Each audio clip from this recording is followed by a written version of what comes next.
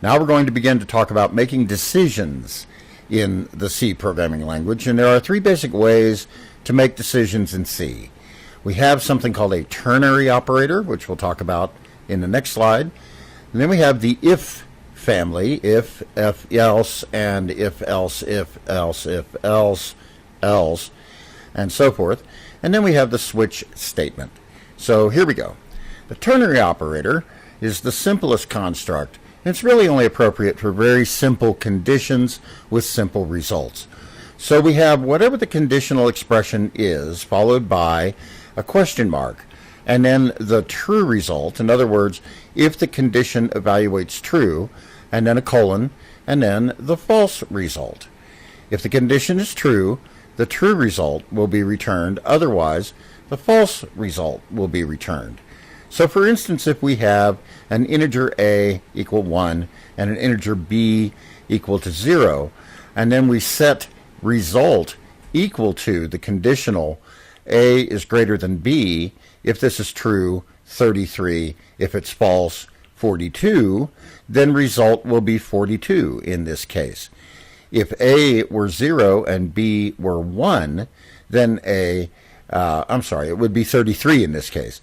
If a and b were reversed, then 42 would result. And again, this is appropriate for simple conditions with very simple results. Now, I should mention something about true and false. There is no true and false. There is no Boolean type in C at all. So if we want the symbols true and false, we will need to define them. And the way we usually define them is we use an int or a char or something like that, some integral type, and define false to be equal to 0 and true to be equal to not false. So again, just because I'm using the symbols true, T-R-U-E, and F-A-L-S-E, they don't exist in C. Now, if takes a conditional expression in parentheses, and then it's followed optionally by a series of statements in curly braces. So here we have if A is greater than B, that's the condition to be evaluated, and it may evaluate true or false. If it is true, then A will be set equal to B and will print out limit reached. There is no else here, so there is no series of statements that executes if A is not greater than B. So if, again, a simple condition and something to execute if that condition is true. Now, if the body of the if statement, that which is within the curly braces, consists of only one statement, then we can omit the curly braces, as in this case. If A is less than B, we want to increment A. And again, the curly braces are not required if there's only one thing we're doing, if there's only one statement. If else takes both sides of the conditional expression, both the true case and the false case. So if conditional expression, we execute that case. Else, otherwise, if the conditional expression is false, we execute the else clause. Again, we can omit the curly braces if there is only one statement, but always consider the style and the readability of what you've written. So there's an example here. If A is greater than B, we want to print out A is greater than B. Else, we print out A is less than or equal to B.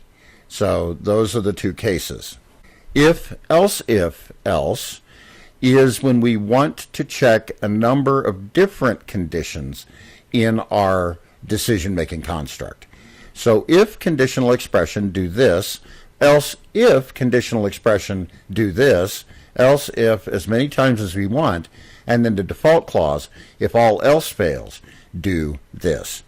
So we have a expression here, if A is greater than B, print if A is greater than B, else if A is less than B, print if A is less than B, else print if A is equal to B. So we have exhausted all possible cases in this construct.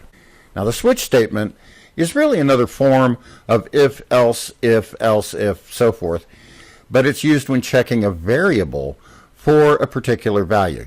Now, the variable we're checking has to be an integral type, a char or an int of some kind, but it cannot be a double, for instance. In this case, we assume it's an integer or a char or something, and we say case 0. Now, the case condition must be of the same type as whatever A is, or whatever we're checking in the switch. So we check for A equal to 0, that's case 0, and then we do the statements we want to execute if A is 0, and then we break. If we don't break, if A is 0, then we fall through to the next case, and so on and so forth. Break is not really a member of the switch thing. Break is a standalone statement, which means break out of the current enclosing curly brace block. So here we would break to the end of the switch statement after case 0.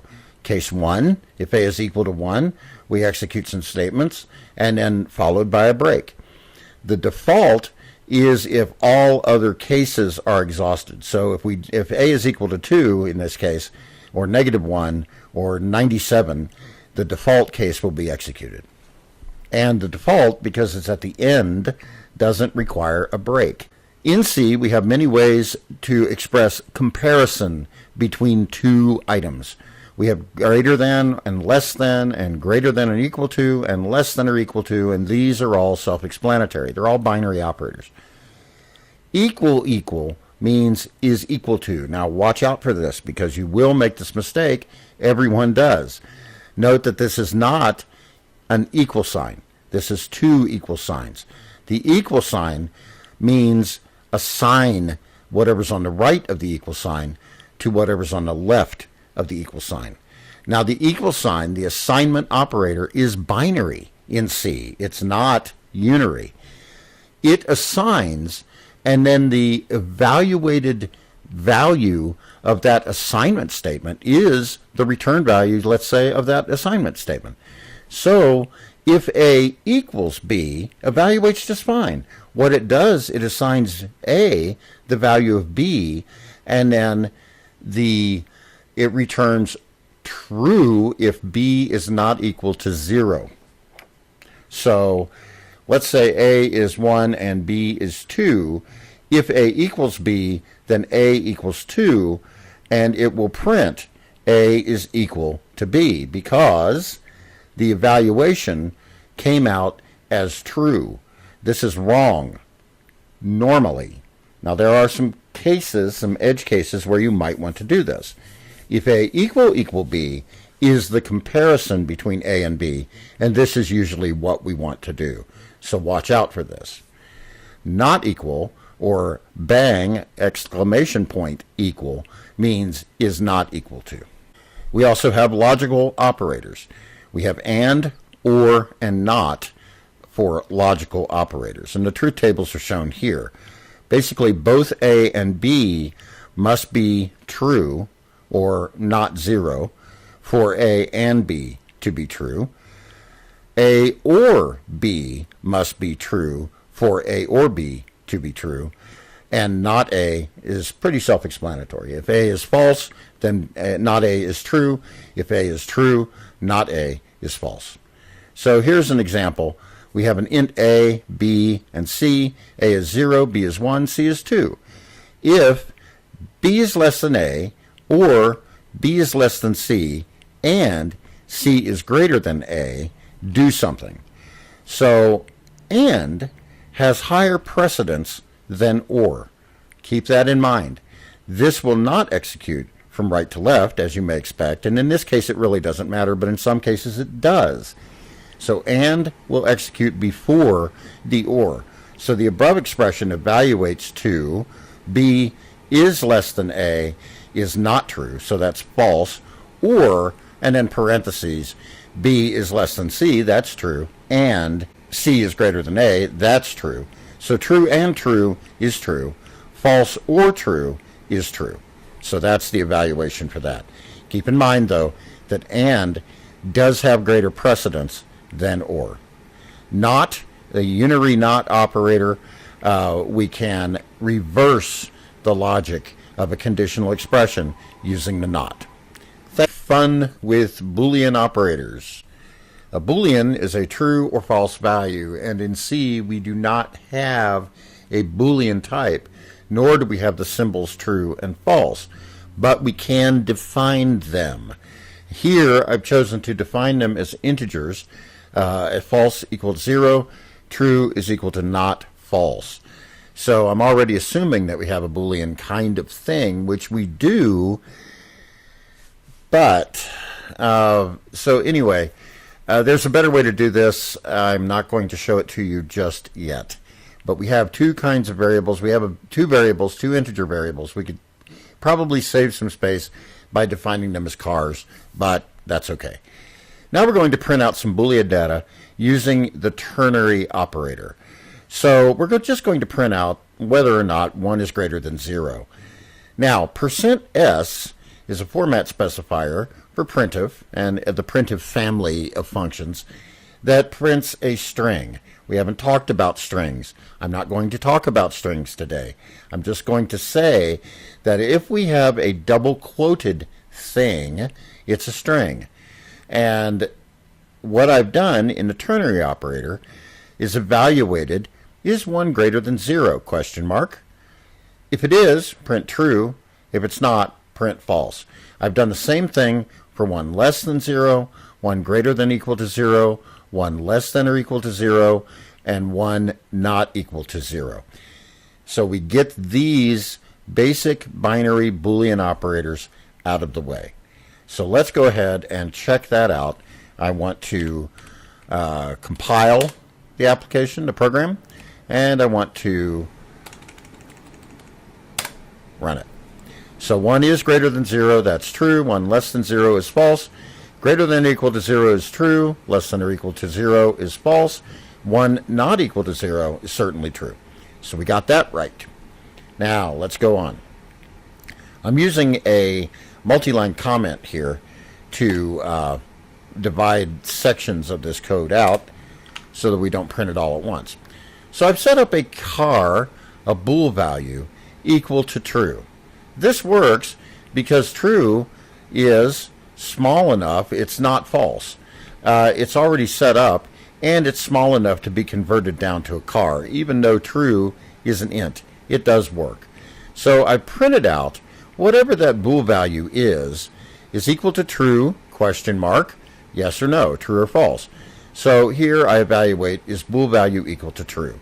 All of these are the same kind of logic. You should study this after you view this demo. So now we make it, and we run it, and what happened? I probably didn't save it, so yeah, let's go ahead and do that. We'll make it and run it, and there we go. 1 is equal to true, yep, that's true. 1 is not equal to true, that's false. 1 is equal to false, that's false. 1 is not equal to false is true. Now, why are these coming off as 1s and 0s? Well, because I printed it that way. But remember, we have set true to be not false. So false being 0, true is anything non-zero. So let's keep going. I have set up x and y. I have set x equal to true and y equals to false. There we go. So x is true, y is false. Now we want to print x is true, y is false, and we want that there. Now we want to print the value of x and y, x or y, not x and not y. So let's take that case and just go ahead and execute those.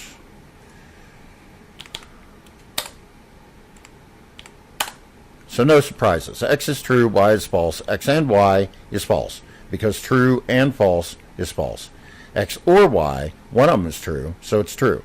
Not x is false, not true is false, and y is false, so not y is true. Let's keep going. Pretty easy stuff so far. So now we want to look at the difference between the equality operator and the assignment operator. So we've already got true and false. Let's just see. False equal true evaluates to what that string is. So we check out false is equal to true. And if that's true, we want to write out true. And if it's not true or false, we want to write out false. Now, what do you think will happen? Well, we are assigning whatever true is to false. Remember, these are variables. So we're just assigning true to false. And I've wrapped this because if we just had the equality, it would try to assign a string to an integer, and that won't work. So I wrap it with parentheses, and this is going to come out as being true because it's going to actually look like false is equal to true, which is obviously not true. But true, aka not false, is going to be assigned to false, and that will be evaluated as not false, hence true will be printed. Now, we just overwrote the value of false, so we want to set it back. False is equal to 0, and now when we check using the equality operator, that should come out just fine. So let's go ahead and run that test, and then we'll stop here for the moment. So false is equal to true evaluates to true because true is being assigned to false. False is equal to true, so false assigned true evaluates to true. False is equal to true evaluates to false because false is not true. Here's an if statement. We'll comment that. Alright, so we're going to set an integer a equal to 5 and check if a is greater than 4. And we already know this should go ahead and print a is equal to 4 and 5, and then bump a. So now a will be 6, and it'll print out a is now 6. So let's test this. In other words, the if expression will be entered, and everything will work. If a were 3, then, for instance, this would say nothing, because we wouldn't get in here. So let's see.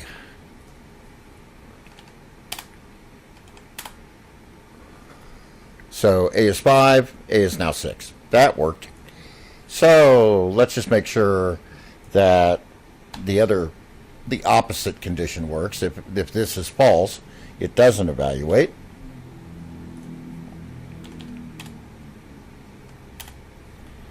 So a is now 3. It never got in there. So let's set this back to 5 because I have some other things that depend on it down here. So let's get rid of that, and we'll come down to the next and break out there. All right, so here's an if-else. So at this point, a is 6. If-else, if a is greater than 4, well, it is, so this clause will be executed. We'll print out the value, which is going to be 6, and then bump it again. Otherwise, we're going to decrement a. And then we'll print out a is now whatever it is. So if a is 6 coming in, this is true, and it will print out a is 6, a is now 7. So that's at least my theory. Let's see what happens. A is 6, a is now 7. Good enough. All right, so what if a is 1 to start out with? Nothing should happen here, and here this is false, so a will be decremented, and it should print out a is now 0. So let's just make sure that our logic works. A is now 0. A is 1, a is now 0. All right, so let's set this back to 5, because that will keep everything good. Now, here's an if-else, if-else. I've set a to 0. So we're saying if a is greater than 0, print a is greater than 0. Else, if a is less than 0, print a is less than 0. So what should happen? Well, no matter what the printf in the else clause is, this should happen because a is indeed equal to 0. So let's just make sure. Again, should be no surprises at all. A equal to 0. No magic here. It just came to the else because the if was rejected, the else if was rejected, so we fell through to the else. By the way, if this is 4 or any other number greater than 0, there should still be no surprises because A is greater than 0. Makes sense, right? So let's turn that back. Now here's a switch statement. By the way, you might be thinking, okay, big deal. You're controlling the value of A. Why would it ever be anything other than what you're controlling that value to be? Yes, you're right. In this case, that is absolutely true. Everything is contrived. It's silly. But very quickly, we're going to get into cases where there really is a point to making these kinds of decisions. We might be in a loop where the value of A, in this case, is constantly changing.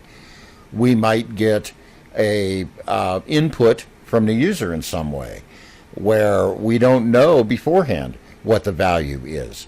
So we need to be able to make these decisions, and that's why. So now we have a switch. Now what we're going to do here is switch. We've set up an integer here called argCount, but we're going to switch on the value of argc. Remember argc? Well, I don't blame you if you don't, but if you look up at the top, remember that main gets an argument called argc, and that's an integer. And what that argument is the number of command line arguments to the program. So we're going to switch on argc. This is not contrived. We don't know how many things the user is going to type after they enter the name of the program. So we're going to find out. If there is nothing there, which by the way should never happen, because the name of the program itself is argument number 1. So there should always be a argument count, argc, of 1, at least 1. So just in case though, we're going to set argCount equal to 0 and break. Then, look what I did. I forgot to break on this one. If argCount is 1, we're going to print out there is one command line argument, and we're going to set argCount equal to 1. And I actually did something really goofy there. There is argCount command line argument, new line, and we're going to print that out and break. In the default case, there are 2, 3, 79 command line arguments. We have the default case, argCount equals argc, whatever that number is, and we're going to print out there are so many command line arguments and print a new line and then print out that number. So there we go. Let's get rid of the final multi-line comment, closure, and we'll save it and we will run it. And it says there is one command line argument. Well, the command line argument is decision. It's the name of the program. So let's try something else.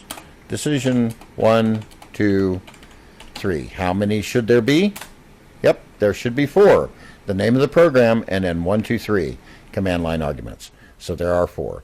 So that we are exercising a little bit of control, or we're finding out something that we don't have any control over, i.e.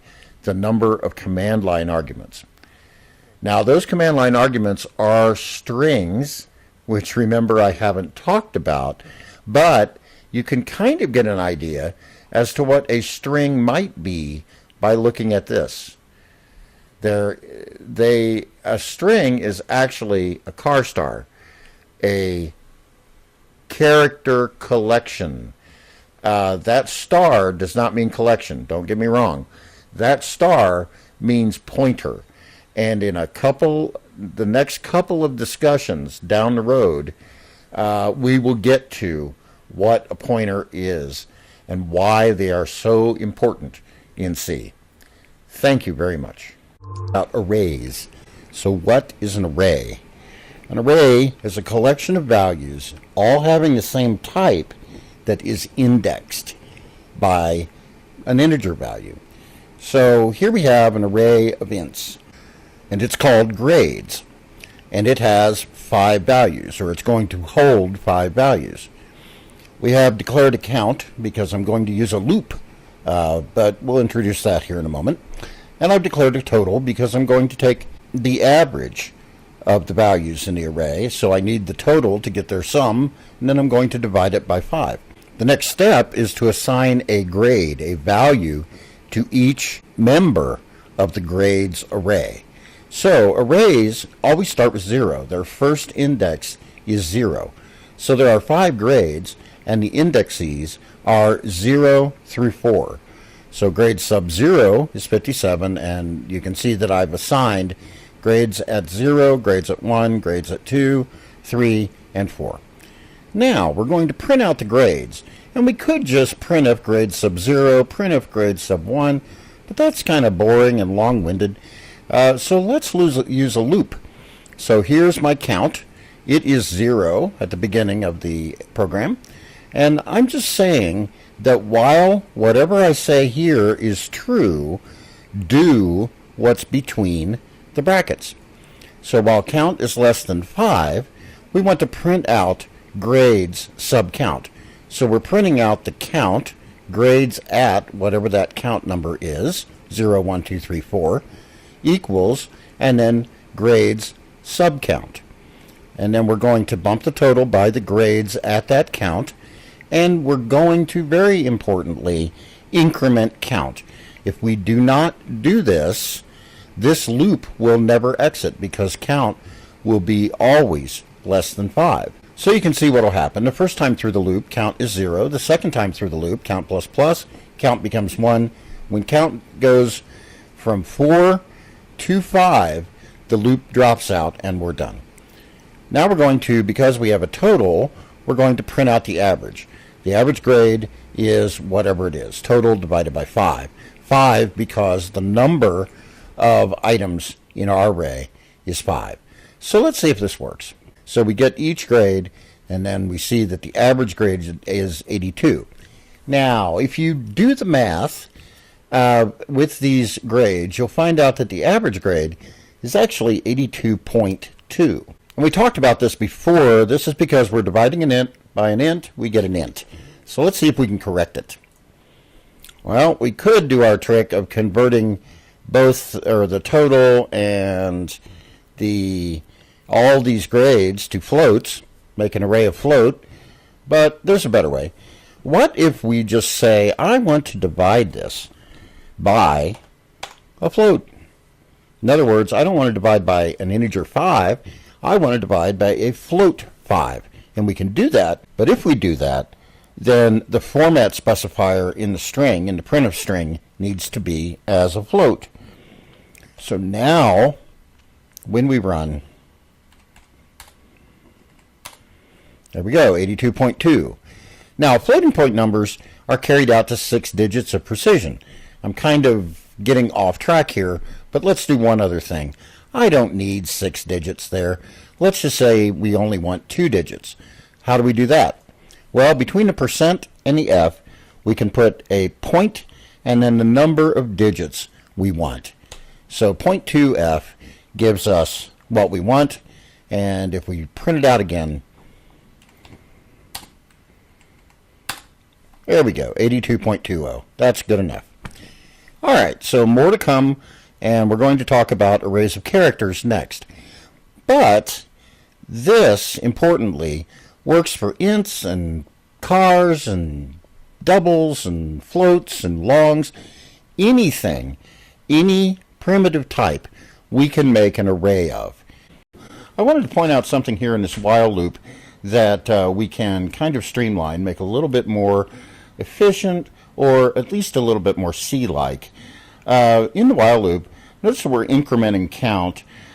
We do that because if we don't, as I discussed before, this while loop will run on forever because count never gets incremented, count never crosses or gets greater than 4, and so, count never gets greater than 0, and so count less than 5 will always be true. So this degrades into while true, and the while loop will just run forever. So we do have to increment count. We're doing that here. Well, let's do it a little bit differently. Let's try getting rid of that statement and then simply doing this. Now, what happens here? Count will be incremented after it's used to index into grades. So we can't do it, well, we could obviously do it either before or after count. But if we did it before count, count gets incremented before it becomes the index into grades. So this isn't what we want. In other words, the first index will be 1, not 0. So let's, whoops, got rid of too much there. Let's do it this way. And then we'll run it again just to make sure everything's working. But notice that we can increment it right here. We could have indeed incremented it right here and then taken count as well here. As long as we increment count, though, we're fine in the while loop. We'll get out of it successfully. So now let's make and run the file again, and we can see that we are getting grades sub-0, 1, 2, 3, and 4, so everything's good. All right, let's keep talking about these arrays. Yes. Okay, so next we're going to see if we can't get some kind of intuitive knowledge of what a string might be by making an array of cars. So here we have an array of cars, 5 cars. Notice that this is another way to initialize an array. I can initialize an array right as I declare the array. If I do this, I have 5 characters, HELLO, wrapped up in curly braces. And notice that I don't have to give it a number here to tell it how big it's going to be, because it can read the size of the array right from the initialization. So this is another shortcut, if you will, in cases where you know what the members of the array are already going to be. I've reset count to 0, and here I have my while loop again, count less than 5. I'm just going to print out that character and increment count. Again, I could do it right here as well. And then I'm going to print out a new line. So when I do that, I'm going to print what looks like a string. And there we go. It says hello. So it looks like a string. It's really not a string. It's just a simple array of characters. Well, in C, a string is an array of characters. So it's just a special type of array of characters. So now let's try something else. Let's try and make that character string and use it as a string. So here's another way. We can declare that character string, again a special case of a character string, hello2, an array of 5 cars, and HELLO like this. So this looks like a string. This looks like every string we've seen so far. And now we're going to try and print that as a string, %s being the format specifier for a string. So now let's see what happens here. Well, this isn't what we expected. It did print hello, but that then printed hello again, and then a question mark. In other words, garbage. There's something wrong with our intuitive idea of what a string is. So I'm going to show you the answer. In C, a string is an array of characters terminated by what's called a null character. This \0 is a null character. \0 is the null character. So here I've allocated 6 spots for my characters. Character hello sub6 is hello \0. The \0 is a single character. So now if we print out that as a string, it is indeed a string. So let's see what happens. And there we are. We have hello. We're getting closer. Now, if every time we needed to make a string, we had to first of all know how long it was, and then make it big enough to hold the \0, that would be kind of dumb. So there's got to be a better way, and there is. But before we do that, let's just point out the fact that wherever we put the \, that is signals the end of the string. So again, car hello 4 sub 6 is HE backslash 0 LLO. And I can just say this as HE null LLO. And then if I print that out, it will print HE and stop right there. So important stuff. We're learning a bit more about what a string actually is. There we go. So a string is a series of characters terminated by a null, at least in C. We call these ASCII Z strings for ASCII 0 or null terminated strings. So the final example shows the quote right way to declare a string. We use this car star, and you're going aha, or at least you should be going aha, because up here I see the same thing, car star. So somehow argv has to do with strings, right? And it does. I'll tell you more about that a little bit later. But we declare it as a car star, hello 5, and then just give it the string that we want. And notice that we don't have an ASCII Z, we don't have a null, it's just HELLO in double quotes. And if we print that, we will get what we want. And there we are. So we see all of our attempts to create a string called hello. This is the correct way, the right way to do it. Thank you very much. And to talk about pointers. And pointers are going to occupy quite a bit of our time in the C language. If you have heard of pointers and you're beginning to panic, don't. They're not difficult.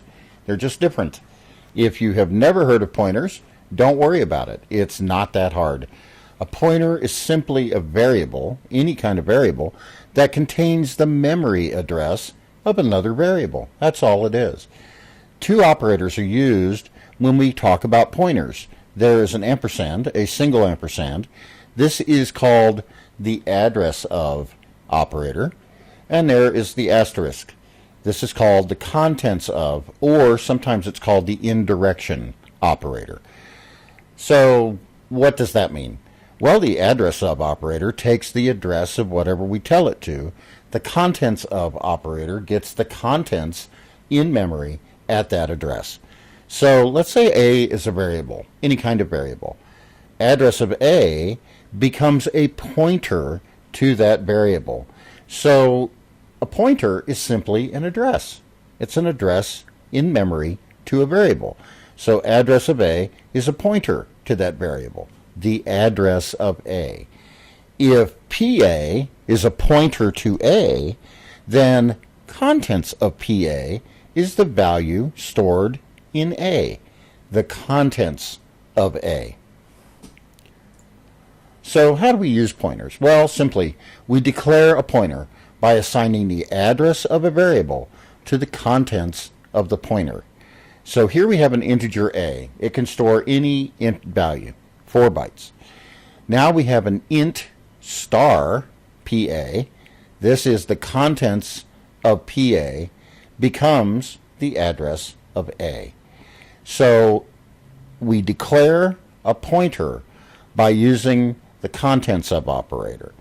Int star, car star, float star, double star. We get the value stored in the address by taking the contents of the pointer then. So suppose we want to assign whatever is in A to a new integer B. So int B equals the contents of PA, assuming that PA was already stored the address of A. This is the same as saying B equals A. In other words, the value of B becomes the value of A. Slightly different here because the value of B is becoming the contents of a pointer to A, but really the same. We can store a new value into a variable by using its pointer. So we can store a new value by assigning to the contents of the pointer. Contents of PA is 35. That's the same as saying A equals 35. However, if we've done all this stuff so far, it is not the same as saying B equals 35. B stays whatever it was before we reassigned PA, or contents of PA, or indeed A. Now, that makes sense. If we just have two variables, A and B, and I make A equal 1, and then I say B equals A, now B equals 1. Now if I say A plus plus, we would assume that B still equals 1, but A now equals 2. However, if I have a variable A and it is assigned the value of 1, and I say contents of PA1 equals the address of A, and contents of PA2 equals the address of A, now if I say A++, both the contents of PA1 and PA2 are 2, because we're pointing to the same location in memory. So let's see if we can't get some kind of intuitive idea of what's going on with pointers and how they work with memory. So here I have a picture, a completely fictitious picture of a bunch of bytes in memory. And we're assuming that this goes on virtually infinitely in the left direction and the right direction. So I'm looking at 7 bytes arbitrarily in memory. Now, suppose I assign or make an int A. What does that do? Well, it grabs a hunk of memory 4 bytes long, makes it an integer. Well, it just grabs a hunk of memory 4 bytes long, and it gives it the label somehow A. And it doesn't assign anything there because I didn't tell it to. So the value of A, variable A, is unknown. So now we just say A equals 42. Now it plugs the integer 42 into those 4 bytes. The next thing I want to do is make a pointer to the contents of A. Or in other words, I want to get a variable that is equal to whatever the address of that 4-byte integer is in memory. I do that this way. I call it PA, I make it an integer pointer, and what is its value? Well, it's unknown. So far, we don't know what its value is. We won't know what its value is, and really we'll never really care much what its value is, because it's going to contain an address. It really doesn't make any difference what that address is. We can get the contents of it, but so far it's just int star PA means give me a pointer to an integer.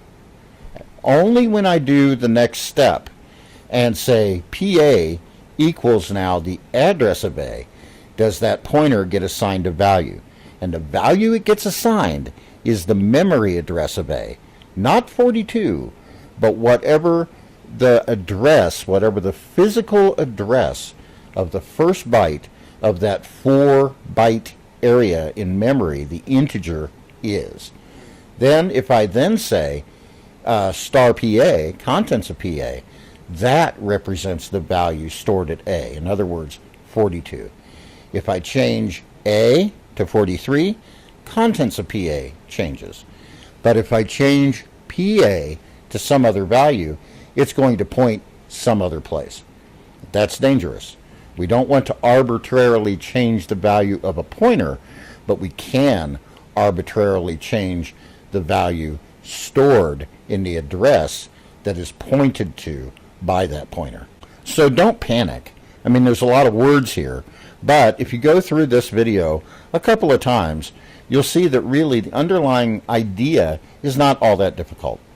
A pointer is a variable that holds a location in memory. It holds the address of a location in memory, just like the address on an envelope tells the postman where to go on a particular street in a particular town, and so forth.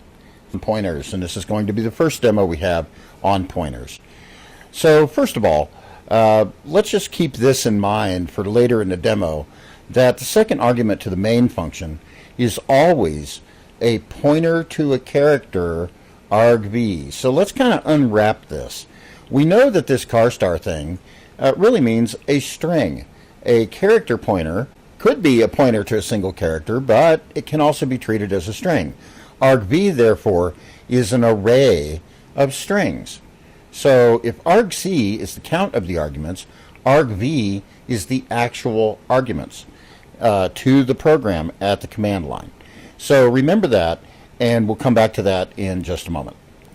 So first of all, we want to declare an integer a. We do it just like that. We've always done it that way. Now we declare a pointer to a. This says assign PA the address of a. First, a is an integer, so PA needs to be an integer pointer, int star. Now, I put the star over here by PA. We could also put it by int, but the convention is to put the star along with whatever the name of the variable, the pointer variable, is. Car star is an exception. We tend to put the star with car to denote a string. PA equals address of A.